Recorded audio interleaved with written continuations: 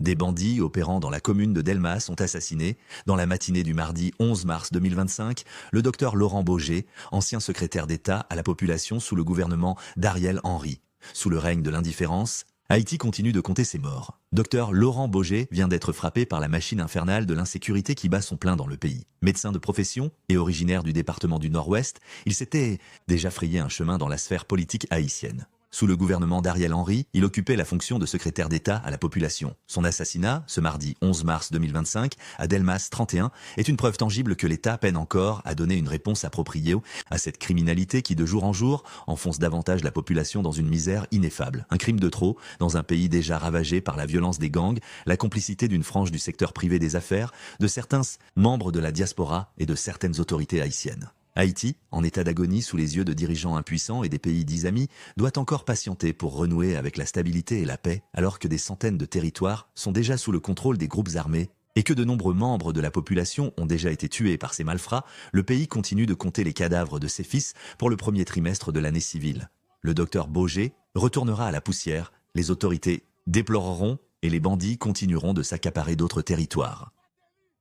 Le ministère de la Santé publique et de la Population MSPP avait négocié la réouverture de l'hôpital maternité Isaïe Gentil avec les gangs, révèle à une source ayant participé aux discussions pour la réouverture du centre. Cet hôpital, situé à Cité-Soleil, est remis en service en décembre 2024 après avoir été forcé de fermer ses portes en février 2024 à cause des gangs. Si rien n'est fait, l'hôpital de Chancerelle risque de fermer à cause des gangs. Selon la source, le jour de la réouverture de l'institution, le chef de gang Micanor avait demandé que les membres du cabinet du ministre de l'époque ne se fassent pas accompagner de policiers ni de blindés. D'après les consignes du chef de gang, rapportées par la source, la délégation du ministère, accompagnée d'une vingtaine de journalistes, devait emprunter la route piste par la route de l'aéroport, les autres voies menant vers l'hôpital étant bloquées, car les gangs disaient vouloir forcer le terminal. Vareux a payé ses droits de fonctionnement. Un bus partant du ministère a transporté les journalistes invités à couvrir l'événement. Un des professionnels de la presse confirme à Haïb au Poste n'avoir pas vu de présence policière ce jour-là, tel qu'ordonné par les gangs.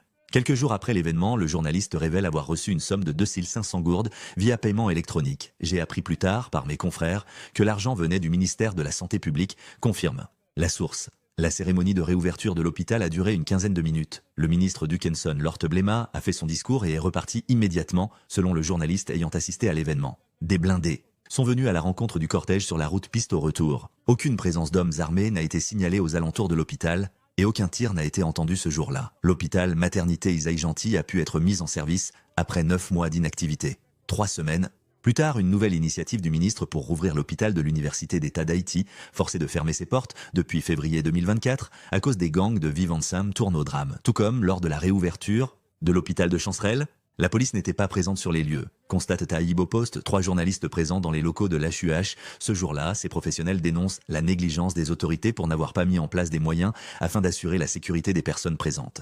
Les initiatives, en vue de la réouverture de l'hôpital de Chancerelle, avaient été entamées sous l'administration de l'ancien ministre de la Santé publique, le docteur Georges Fils Brignol-Saint. Ce dernier, contacté par Haïb au Poste, confie que lorsqu'il était ministre, la proposition de rémunérer les gangs pour faciliter la réouverture de l'hôpital Isaïe Gentil avait déjà été mise sur la table. Une proposition refusée d'un revers de main, dit docteur Brignol. La démarche pour la réouverture de l'hôpital Chancerelle était mon initiative et je n'avais pas négocié avec les bandits, assure l'ancien ministre. En août 2024, accompagné de l'administrateur de l'hôpital, Brignol effectue une première visite des locaux en voiture blindée. Il déclare avoir informé le directeur général de la police nationale d'Haïti, PNH, Normil Rameau, de sa visite. Ce dernier lui aurait dit que c'est plus rassurant lorsque ce sont les habitants de la zone qui garantissent à la sécurité, plutôt que d'être escortés par des renforts de police. L'ancien ministre Brignol explique que, selon les informations dont il dispose, les bandits avaient pour habitude de venir récupérer les recettes de l'hôpital. Lorsque les patients venaient consulter les médecins, c'était les bandits qui recevaient l'argent directement des mains des malades.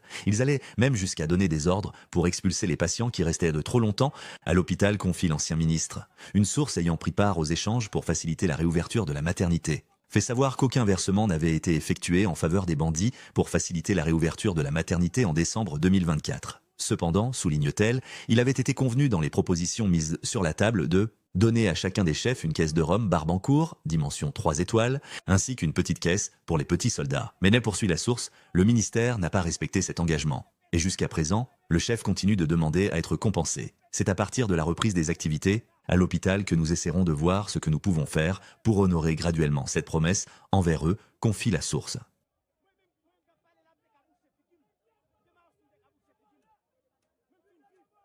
C'est la mémoire de ce patrimoine qu'est la radio-télévision Caraïbe qui est partie dans les flammes. Les locaux de la plus ancienne station de radio de Port-au-Prince ont été incendiés dans la nuit du 12 au 13 mars 2025, mettant en péril une grande partie des archives de l'institution. Les gangs de la coalition Vive Ensemble contrôlaient la zone environ de la station depuis près d'un an. C'est la mémoire de ce patrimoine qu'est la RTVC qui est en partie.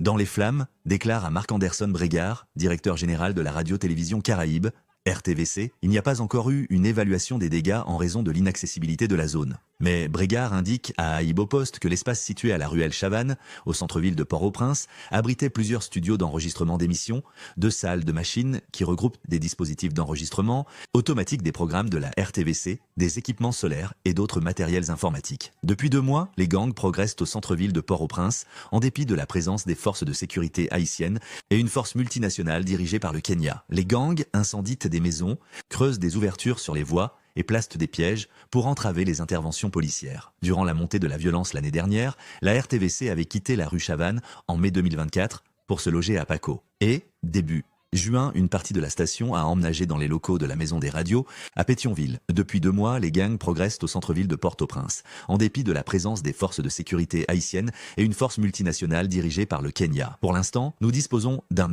studio de fortune à Pétionville car nos équipements sont restés à la radio. Explique Brégard, faisant référence aux locaux situés à la ruelle Chavannes, le responsable indique que beaucoup de ces documents personnels tels que certificats, diplômes, etc. sont restés dans les locaux de la radio à la ruelle Chavannes.id. Bandits ayant contrôlé les environs du marché Salomon, les rues Magloire, Ambroise, Capois, etc. depuis 2 mois ont pénétré les locaux de la radio puis y ont mis le feu, relate Brégard. Des images diffusées sur les réseaux sociaux ce 13 mars montre les bâtiments de l'institution avec des fenêtres noircies par les flammes, du rez-de-chaussée jusqu'à l'étage abritant l'espace de la télévision. Un indice qui montre que l'intérieur de l'espace est en feu. Conclut Guerrier Dieuzol, présentateur de l'édition de Nouvelles Matinales Premier Occasionné. Responsable de la salle des nouvelles.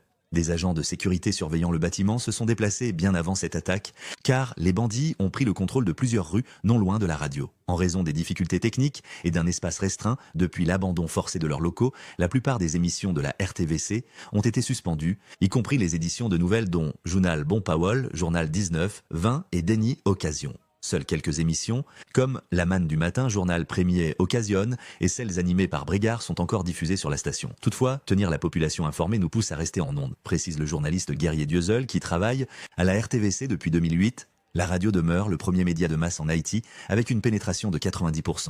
Malgré une chute accélérée des recettes publicitaires, la plupart des radios de Port-au-Prince, dont Caraïbes, poursuivent leurs opérations, souvent en s'adaptant au bouleversement de l'Internet. En novembre 2024, le chef de la coalition de gang Vive Ensemble, Jimmy Chérizier, a menacé publiquement plusieurs journalistes, dont 2 présentateurs de la RTVC, Johnny Ferdinand et Guerrier Dieuzol. Pour Dieuzol, l'incendie des locaux de la station n'est pas une surprise. Nous ne pouvons pas dire que nous ne nous attendions pas à cela, ni que les bandits allaient dû protéger la radio, car nous dénonçons habituellement leurs dérives, déclare le journaliste Guerrier Dieuzol. Le travailleur de la presse craint que d'autres médias dénonçant les bandits soient eux aussi attaqués. Mélodie FM, une autre radio émettant à la rue Capois, a aussi été attaquée dans la nuit du 12 mars. Dans un communiqué en date du 13 mars, le ministère de la Justice et de la Sécurité publique condamne les attaques contre la RTVC et la radio Mélodie FM située à la rue Capois.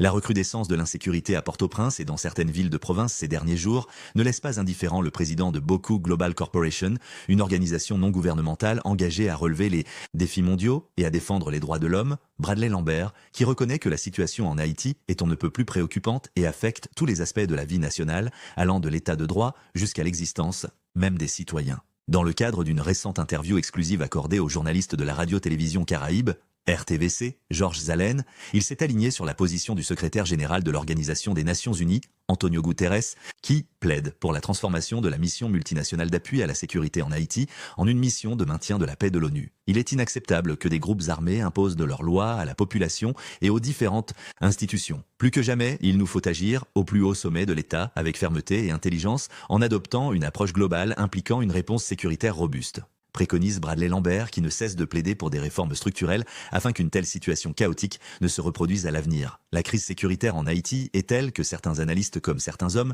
de la rue invoquent ce qu'ils appellent un complot ourdi par la communauté internationale contre le pays. Réagissant à cette question à laquelle l'ancien journaliste de Radio-Télé-Métropole a fait allusion, le président de Boku Global Corporation répond en ces termes: l'ampleur de la crise et la répétition des cycles de violence laissaient croire qu'il existe des intérêts cachés derrière ce chaos. Cependant, au-delà des théories complotistes, ce qui est certain, c'est que nous faisons face à des défaillances internes qui ont favorisé l'émergence et la consolidation des gangs armés. Les plus grands ennemis d'Haïti aujourd'hui sont l'impunité et la corruption. Aussi, je peux ajouter l'absence de politiques publiques efficaces et efficientes en vue d'encadrer les jeunes en leur offrant des opportunités économiques. En somme, que certains acteurs externes aient des intérêts inavoués dans la situation actuelle, c'est possible. Pour Bradley Lambert, afin d'éviter toute manipulation réelle ou imaginaire, il s'avère nécessaire de faire du renforcement des institutions haïtiennes une priorité. En dernier ressort, compte tenu du caractère intenable de la situation en Haïti caractérisée par la montée en puissance des malfrats et la perte de plus en plus de territoires, M. Lambert estime que la proposition du secrétaire de l'ONU relative à la transformation de la force multinationale en une mission onusienne de maintien de la paix n'est pas du tout absurde. L'histoire des missions de l'ONU en Haïti nous a clairement montré que, si une mission peut stabiliser la situation temporairement, elle n'est pourtant pas porteuse d'une solution durable. Néanmoins, si la force multinationale d'appui à la sécurité était transformée en une mission onusienne de maintien de la paix, elle aurait eu plus de moyens à sa disposition, ce qui rendrait plus efficace la lutte contre les gangs armés, admet-il, tout en concluant que la modernisation, la restructuration et le renforcement de la police nationale d'Haïti, PNH, en termes de matériel et d'équipement demeurent un impératif catégorique.